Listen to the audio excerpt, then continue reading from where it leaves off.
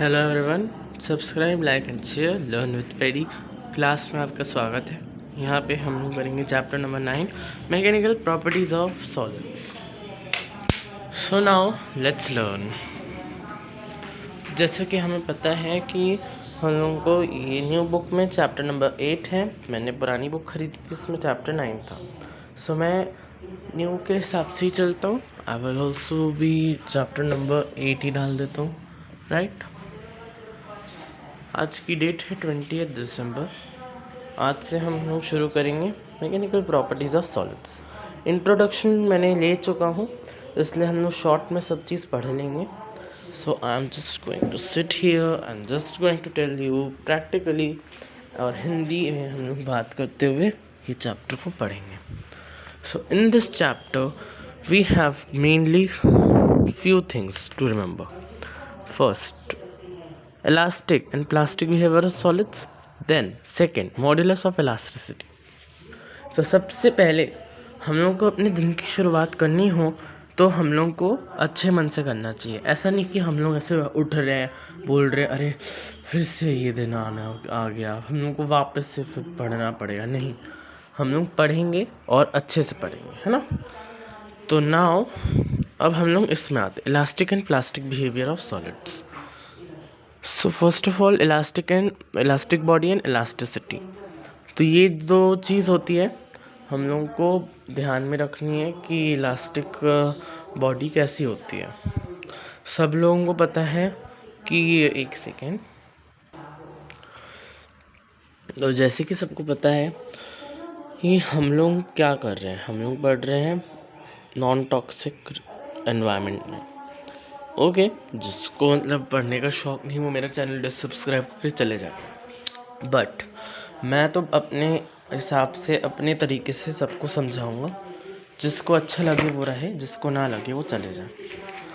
क्योंकि ये तो एक क्लासरूम नहीं है, मैं सबकी तो मदद करना चाहता हूँ। यहाँ पे आते हैं हम लोग, है ना। We will not go of topic again and again. तो सबसे पहले elastic body and elasticity. Then we have came across plastic body and elasticity. Now we will take a note. So please take a screenshot. Yes, I will wait 2 seconds now. Okay. So now we were in note. So all rigid bodies are elastic to some extent, which means we can change their dimensions slightly by pulling or pushing them, है ना। Slightly by pulling or pushing them. No body is a perfectly elastic or perfectly plastic. All the bodies found in nature lie between these two limits. When the elastic behavior of a body decreases, its plastic behavior increases. The behavior of elastic is decreases, then its plastic behavior increases, or vice versa, है ना। So now we will come on stress. When a deforming force is applied on a body, it changes the configuration, है ना, changing the normal position of the molecules or atoms of the body. As a result, an internal restoring force comes into play which tends to bring the body back to its initial configuration.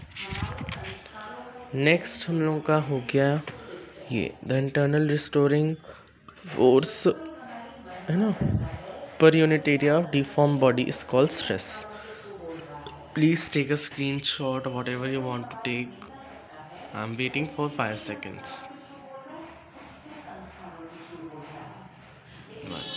Good. So now we are in this page and this page. These two pages, then we are done. And everything will be just simple. Just train these two and these 6 pages we will do and our topic will be over. So for today मैं अभी ऊपर से समझा देता हूँ, because it is not a rocket science कि हम लोग को आ नहीं रहा है। सबसे पहले हम आते हैं अपने इसमें बोर्ड पे। तो बोर्ड पे हम लोगों ने क्या सीखा, है ना। पहले सब्सक्राइब कर लेते, पहले लाइक कर लेते, पहले शेयर कर लेते, और इस चीज़ को हम गांठ बांध के रख लेते कि हम लोग कभी भी मेरे चैनल पे मतलब स्ट्रेस लेके पढ़ाई करने नहीं आएंगे। हम लोग को एकदम खुशी आना है ना। तो हम लोग पहले हुक्स लॉ तो छोड़ दो, वो बाद में आएगा। तो मैं पहले अपना ये ठीक कर लूँ कैमरा। यस। तो मैं बोल रहा हूँ कि हम लोग को कभी भी अपना पढ़ाई करते वक्त मतलब स्ट्रेस नहीं लेना है। सो हम लोग क्या कर रहे थे, चैप्टर 8। मैं यहाँ पे आया हूँ वाइट बोर्ड में एक चीज़ ड्रॉ करने के लिए। 1 2 3 1 2 3 1 2 3।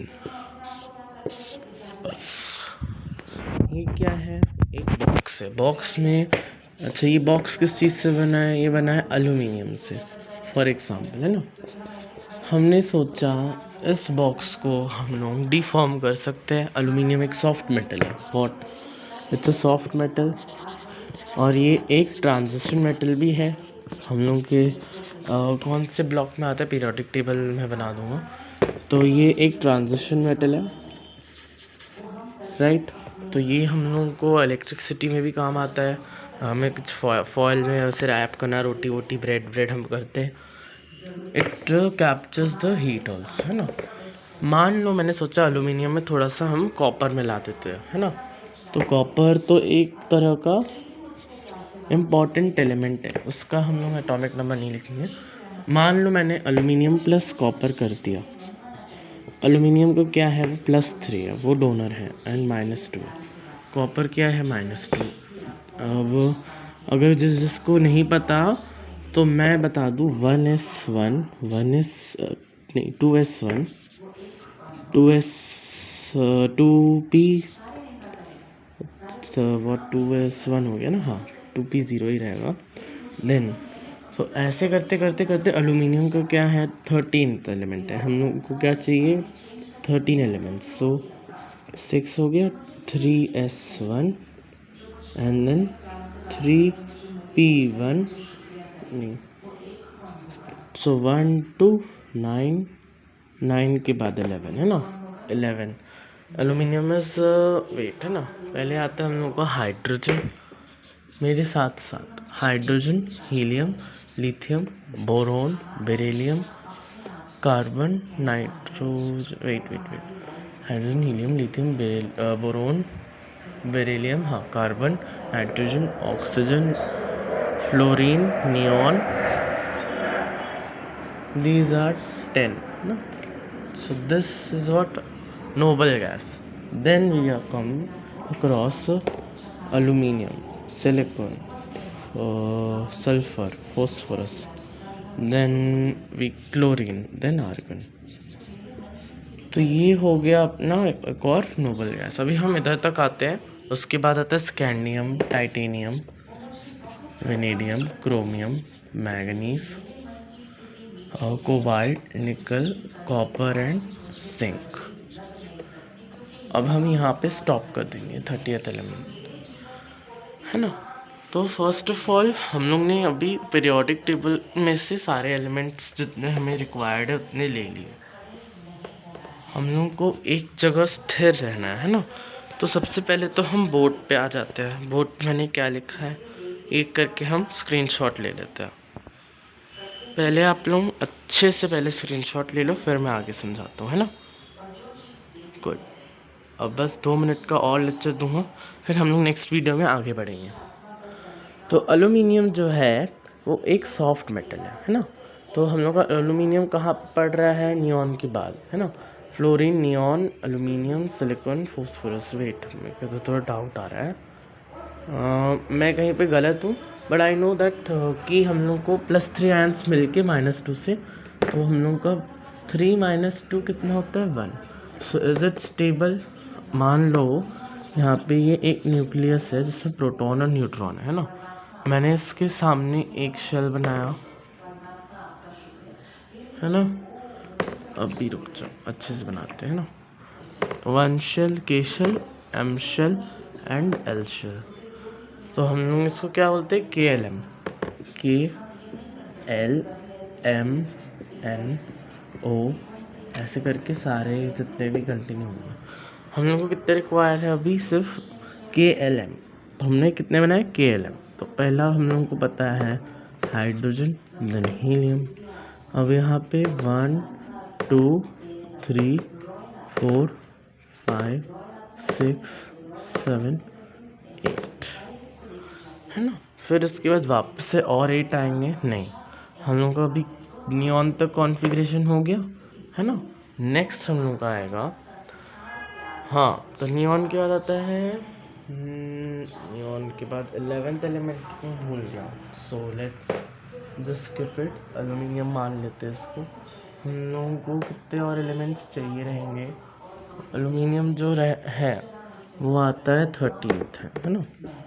अब 13th जो है वो किसके वो है पास में, इस नोबल नियॉन के नोबल गैस के पास में। तो हम लोग क्या लेंगे, नियॉन को हम लोग मान लेंगे +3।